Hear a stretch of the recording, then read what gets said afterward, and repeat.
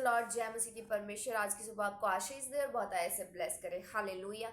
आज मैं आपको बताना चाहती हूँ कि यीशु मसीह विशेष कर किस पे बहुत ज़्यादा आपको ध्यान देने की बात कहते हैं। सबसे ज़्यादा बाइबल बताती है कि जैसा तेरा विश्वास है। हालेलुया।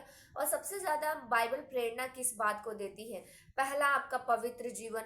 और सबसे पहला आपका पवित्र जीवन होना चाहिए। बाइबल ऐसा प्रेरणा करती है कि आपका जीवन पवित्र होना चाहिए। दूसरा, कि आप आज्ञाकारिता में होने चाहिए। हालेलुया। परमेश्वर की आज्ञाकारिता में होने चाहिए। एक पवित्र जीवन, एक आज्ञाकारिता, दोनों एक ही चीज है, लगभग नियर अबाउट सेम है। और दूसरा, आप परमेश्वर किस बात की प्रेरणा करते हैं? परमेश्वर कहते हैं अगर तू पवित्र है, अगर तू आज्ञाकारिता है, तो अगर तू पवित्र भी है और आज्ञाकारिता भी है, तो तुझ में विश्वास होना चाहिए। हालेलुया।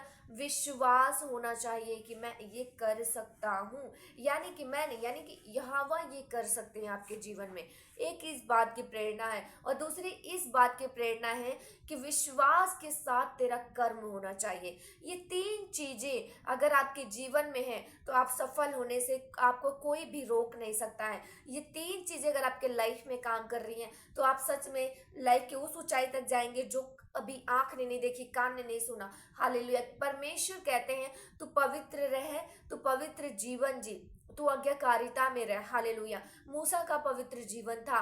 हालेलुया। अब्राहम का जीवन परमेश्वर ने समर्पण का था, आज्ञाकारिता का था, और विश्वास अब्राहम को था।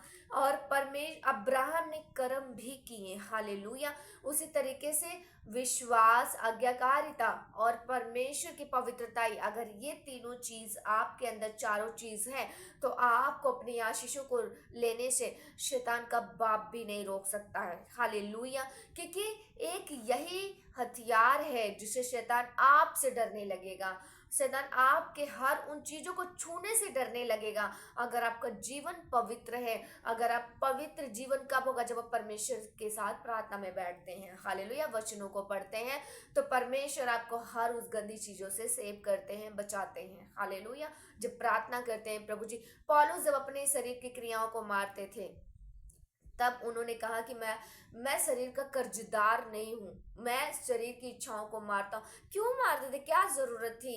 इसलिए कि कहीं ऐसा ना हो कि उनकी पवित्रता ही कम हो जाए, उनकी आज्ञाकारिता कम हो जाए और वो परमेश्वर से उनका कनेक्शन टूट जाए और शैतान कामयाब हो जाए। इसलिए वो अपने साथ ऐसा करते थे। क्या आप अपने शरीर की इच्छाओं को मारते हैं? नहीं। प्रार्थना में अपने शरीर की हर उन क्रियाओं पे जयवंत होइए जिससे आप पाप में गिर जाते हैं। हालेलुया।